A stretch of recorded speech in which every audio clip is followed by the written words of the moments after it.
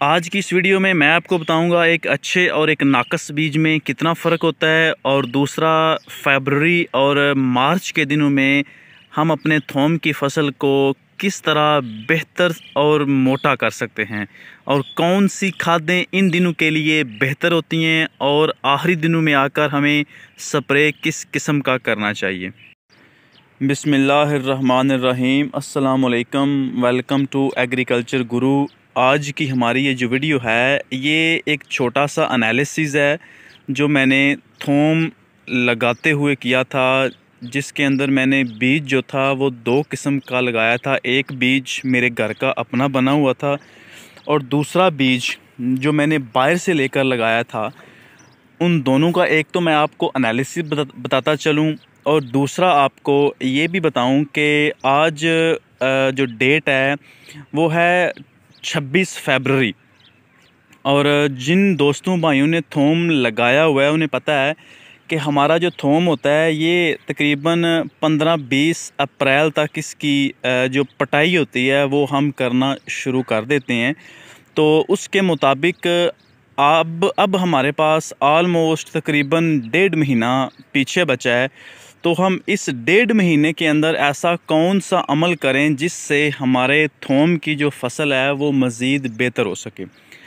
पहली बात तो ये है कि अभी आपको ये थोम नज़र जो आ रहा है ये भी हमने अक्टूबर के अंदर ही लगाया था, जैसे आम मौसम के अंदर थोम लगाया जाता है। लेकिन इसके साथ साथ मैंने जो शुरू से लेके जो छोटी छोटी वीडियोस क्लिप्स जो थे वो मैं अपलोड करता रहा था और बताता भी रहा था कि थोम के साथ आजकल मतलब जो भी हमने मतलब जो मेथड्स वो यूज़ किए वो मैं साथ साथ डिस्कस करता रहा था। अभी जो बात है वो ये है कि ये थोम की आगे से जो नज़र आ रही हैं ये शाखें, ये थोड़ी थोड़ी सी जली होती हैं, जो अक्सर दोस्त भाई बात करते हैं कि ये क्या वजह है। बेसिकली ये जो वजह होती है ये कोई भी जो फंगस होती है उसका बायस बनती हैं। मतलब आपकी फसल के अंदर जो पंजाबी में कहते हैं किसी भी किस्म की उल्ली वाली जो बीमारी होती है वो आती है। तो उस वजह से थोम की जो आगे से शाखें होती हैं, कुछ शाखें जलना शुरू हो जाती हैं, कुछ शाखों का कलर चेंज हो जाता है, और कुछ में जो इसकी जो शाखें होती हैं इसके अंदर जो हल्के कलर के जो स्पॉट हैं वो बनने शुरू हो जाते हैं। लेकिन इन सब का ये जो सारी बीमारी है इसका एक ही हल है। इसके अलावा एक और है कि जो शाखें आगे से मुड़ जाती हैं, इकट्ठी हो जाती हैं, तो वो भी एक वजह होती है फंगस की। इसके लिए किसी भी कंपनी का अच्छा सा जो फंजीसाइड है उसका आप 2 से 3 दफ़ा स्प्रे करें। स्पेसिफ़िकली मैंने बताया भी हुआ है, कोंडो का बताया हुआ है जो सेवर वालों की कंपनी है। इसके अलावा कैंजो भी है, या संजेंटा है, या इसके अलावा कोई और आपको बायर वाली कंपनी है, और अगर कोई आपको ऑथेंटिक कंपनी लग रही है जो आपके करीब वाक़या हो, उसका जो अच्छा सा फंजीसाइड है वो लेकर इसके ऊपर 2 से 3 दफ़ा स्प्रे करें अगर मसला है। अगर नहीं है तो वैसे उसको हिफाजती स्प्रे के लिए भी यूज़ कर सकते हैं। इसके अलावा आप सल्फ़र का भी इसके ऊपर स्प्रे कर सकते हैं। सल्फ़र भी बज़ाते खुद एक फंजीसाइड है जो पौधे के अंदर क़ुव्वत मदाफ़त को मज़बूत करने के लिए इस्तेमाल किया जाता है। दूसरा इसके अंदर स्प्रे के बारे में बताता चलूँ कि जैसे ही गर्मी की शिद्दत में थोड़ा सा इजाफ़ा होता है, इसके ऊपर मच्छर और तेले का अटैक भी शुरू हो जाता है।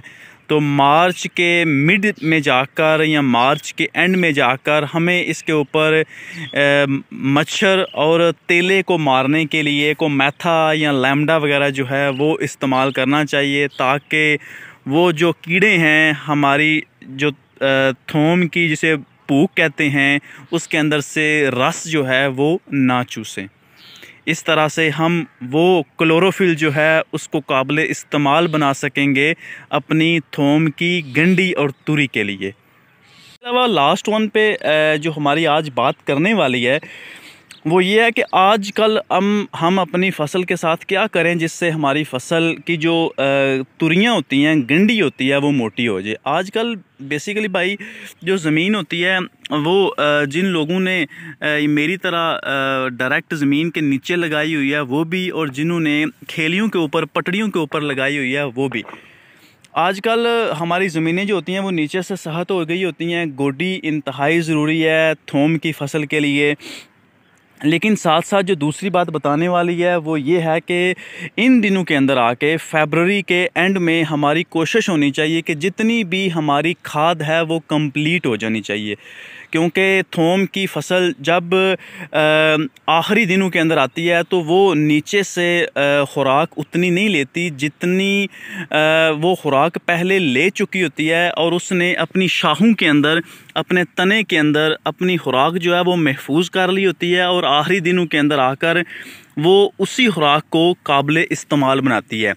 तो पहली बात तो ये है कि अगर किसी की जो खाद है वो थोड़ी रह गई हुई है तो वो कोशिश करे कि फरवरी के एंड तक या मार्च के पहले हफ्ते तक अपनी खाद कंप्लीट कर ले, और आखिरी दिनों में आकर कोशिश करे कि सल्फ़र और पोटाश का अगर ज़्यादा इस्तेमाल करे तो वो उसके लिए बेहतर होगा, बजाय इसके कि वो डीएपी आखिरी दिनों में आकर इस्तेमाल करें। वो इतनी अच्छी नहीं है, क्योंकि डीएपी ज़मीन को सहज जान बनाती है as compared to sulphur and potash. वो जो हैं वो ज़मीन को नरम करती हैं। जितनी ज़मीन आपकी नरम होगी आखिरी दिनों के अंदर आकर आपकी जो तुरियां होंगी उनके मोटे होने के चांसेस ज़्यादा हो जाएंगे जब ज़मीन आपकी नरम होगी।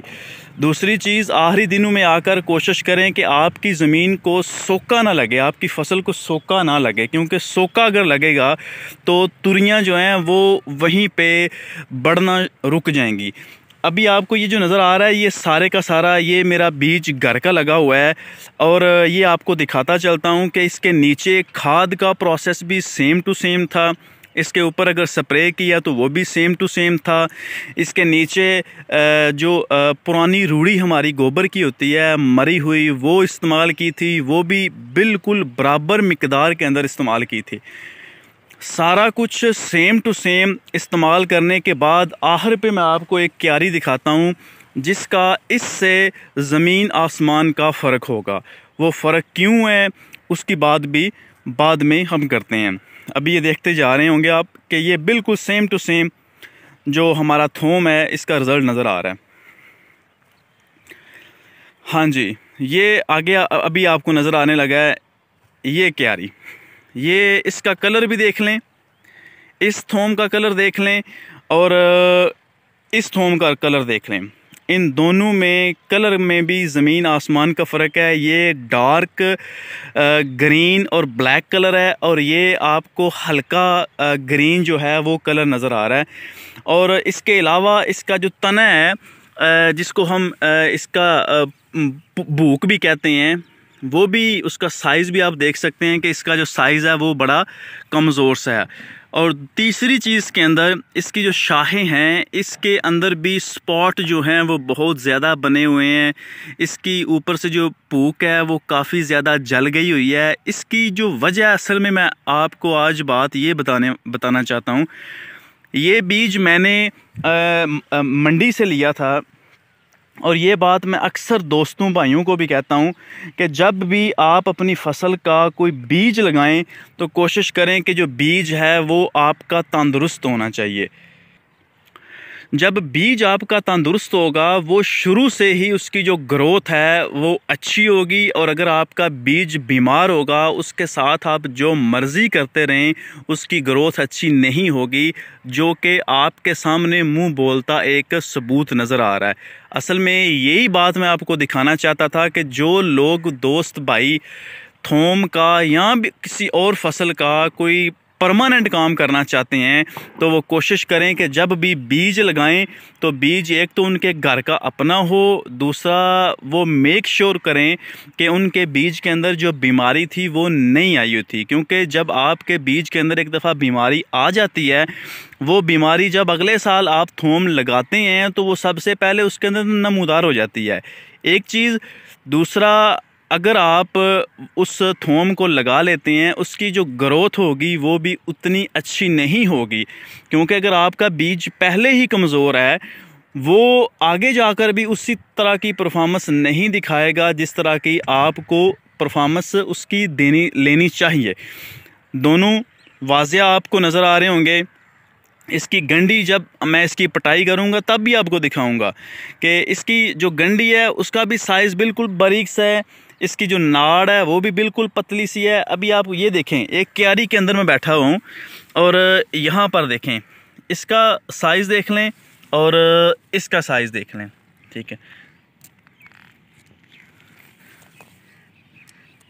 कितना फ़र्क आपको नज़र आ रहा है। सारे का सारा ही देख लें, ठीक है, देखते जाएं, इसके साइज़ देखें और इसका साइज़ देखें, ठीक है। ये पतला है, इसके अंदर खाद भी सेम टू सेम हमने डाली हुई है, स्प्रे भी सेम टू सेम हमने की हुई है, इसके नीचे जो गोबर की खाद थी वो भी सेम टू सेम डाली हुई है। इसलिए जान के जिए, आपको पता होना चाहिए कि जो आपने बीज रखा है वो बीज आपका तंदुरुस्त है, आपका बीज सेहतमंद होगा, आपको फसल भी इंशाल्लाह ताला अगले साल सेहतमंद मिलेगी। इसलिए कोशिश करनी है आपने कि जो बीज है अपना हमेशा वो वाला सेलेक्ट करें जो आपका बीज तंदुरुस्त है और बीमारी से बचा हुआ है। उम्मीद करता हूँ ये छोटी सी वीडियो आपको अच्छी लगी होगी। अगर मेरी वीडियो अच्छी लगी हो चैनल को सब्सक्राइब कर दीजिएगा ताकि मेरे हर नए आने वाली वीडियो आप तक सबसे पहले पहुँच सके। इसी के साथ इजाज़त दीजिए। नासिर उड़ैच, अल्लाह हाफिज़।